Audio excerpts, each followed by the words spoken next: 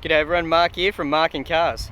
Today is an unbelievably windy day, but stunning nonetheless here in City Beach, Perth, Western Australia.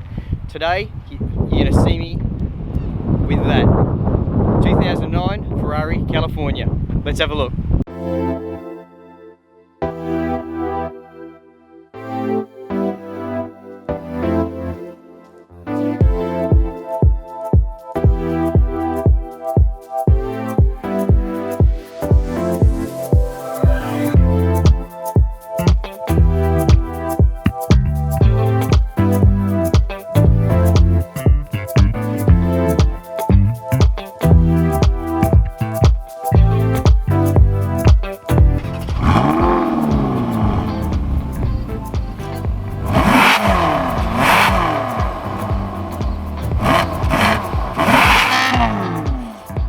So here we are today with Ken again, who's been generous enough to share his passion for the other brand of car that he keeps in the garage, Ferrari.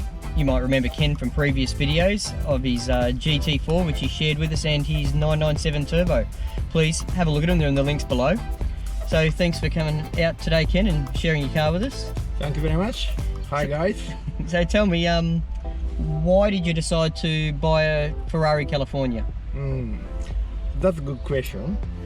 I just wanted to get one Ferrari, so which is able to carry my wife and daughter. Sure. Yeah, that's one of the reasons. Yes. And another reason is actually I think California is bargain. So you mentioned this was attractive because it's got 4 seats. Now, Ken, I've had a look behind here, and these 2 seats in the back, legs optional. Yeah. There's not a lot of room back here. Yeah, actually this is for small child, Yes. or for the guys who most hate. Yeah, okay. Fair enough, fair enough. Anyway, so let's take it for a spin.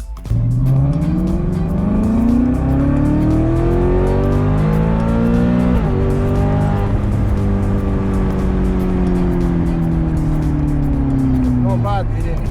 Well, I mentioned that it sounds like a Ferrari. It definitely goes like one, Ken. Yeah, it's still natural plate. Yes. Very nice sound. Quite comfortable in the with the roof down still. There's not a lot of wind in the cabin here. Yeah, up to around We'll go left here. 130 or 40 kilometers. So yeah, it's still comfortable. I've never been faster than that. I don't think so. Well, hopefully you'll be able to hear the engine note over the noise on the camera there. So if we wind up, it's more. Oh yes, sure. I hear the traditional ceramic brake squeak when the brakes are still cold. Yes, that's right. But one of the big benefits from carbon ceramic brake is no dust. Ah, good for cleaning. It's amazing. Yeah. Yeah, especially. It's a high price to pay just for that benefit though, don't you think? Yeah. Although they came standard on this car, you know. But when you look at the cost of that upgrade, if you buy a new Porsche, Once you start applying the concept, yeah. nobody can buy this type of car. That's an excellent point you've just brought up. Okay, so you can see we've swapped seats, and I've just sat in the driver's seat here of the California. First impressions, it's definitely all business here, completely Ferrari. We've got a like a carbon-based steering wheel with some carbon section. You can see it's got the shift lights across the top here. Got the Manatino switch for switching between comfort, sport, and I guess that last one is like a track setting of some sort, or suicide. Yep. And the engine start-stop button. It has what I imagine for its era would be a pretty basic launch control, reverse and auto buttons, so it's all pretty straightforward.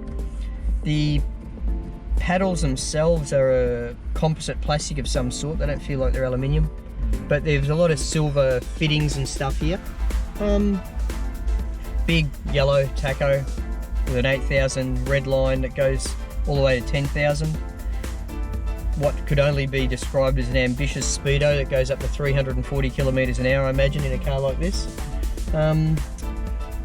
Obviously the The back seats, as Ken mentioned earlier, are quite token, but they do have ISO fittings and also anchors for proper baby seats. So I guess it's a great excuse for new dads to justify buying one. Also, this car is, as a Ferrari, very rare. It has a trunk through. Yeah, okay, so you can put through your skis when you're going to St. Moritz, of course. Yeah. Okay, the visors, which you wouldn't have seen up before, are quite nice. They're small leather units, but it feels like they've got a bit of Alcantara on the back. The centre pod here has got the internal lights. A couple of other small things, buttons there I see, to lock and unlock I see, yep, good one. Nice chrome Ferrari badge. The climate control looks relatively basic but more than adequate. It's got dual zone, which I think that's more than you can hope for in a car like this, even though the cabins are small. It is. But I think they put too many switches. Too many, you think?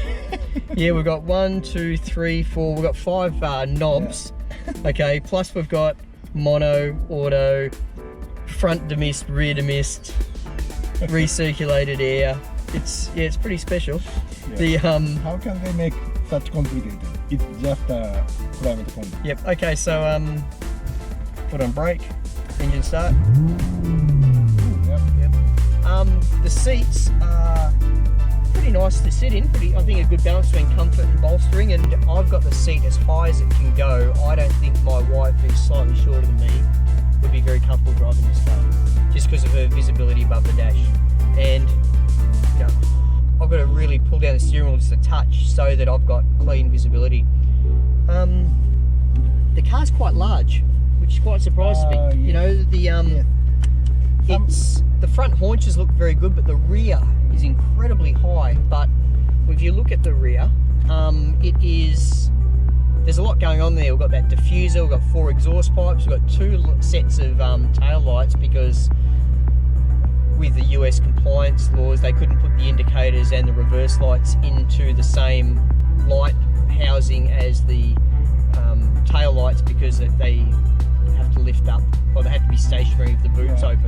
Plus there's a rear trunk that has adequate storage for a car like this, in my opinion, and then there's a convertible top. So you add all these things up, it adds up to quite a high back on the car. But you know, I think it's the car looks quite good. I think it is unfairly ridiculed for its aesthetics. The front is very reminiscent of the early GTs, in my opinion.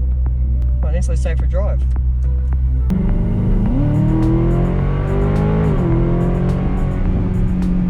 I think the car definitely accelerates as you'd expect it to from the driver's seat. I know this car was available as a manual 6-speed. I'd be pretty curious as to know how many of them were actually sold. For manual, if I remember correctly, they said only 3 are available for the manual. So actually manual was the option. Yes. Yeah. So manual California has been appreciated more. I can imagine. The thing would be gold plated. Yeah, it's more than the 500,000. I can imagine. Yeah, sure. Does this car get used very often by you, Ken? I think still it's weekend car for me. Sure. Yeah. You must have a lot of weekends. You seem to have a few weekend cars in the garage. Yeah. So I need twice a You need more weekends? Yeah, okay.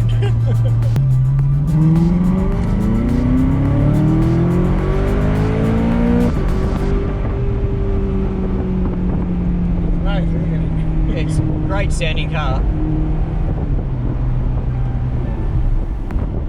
The balance of the car is quite nice.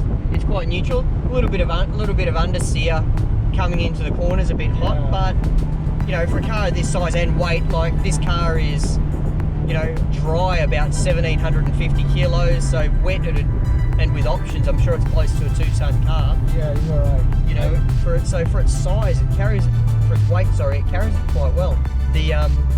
But the engine is a mid-front mount, so the engine's behind the front axle, and the gearbox is in the back as well. So, you know, that helps with the front-rear balance of the car. Well, I've got to say, drive the car, very comfortable, and quite exciting. You know, I think it's quite good, but you know, if you want to give it some go, it's got it. Yeah, the full drive this car, so they say it's quite exciting than that they expected. Yep. Yeah, okay, I think that's a fair assumption. Yeah. Yep. Look, I read some reviews of this car by journalists on it, you know, when it was released, and I was journalists themselves were very impressed with the car. It was way better than they expected as well, back in the you know, the late noughties. And that being the case, I had, you know, relatively high expectations of the car. However, the you know, the Ferrari fans around the world, they have been ruthless on this car with their criticism of it, and I think it's unfair. Right? Well, good. Well, thank you very much, my friend.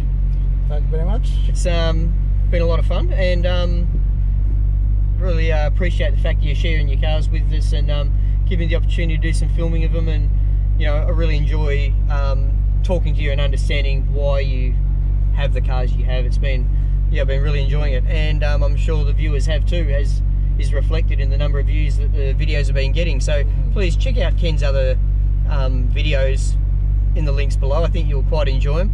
And thank you very much, Ken, for your time today. Thank you very much, Mark, and thank you very much everyone for watching. Thanks for watching Marc and Cars.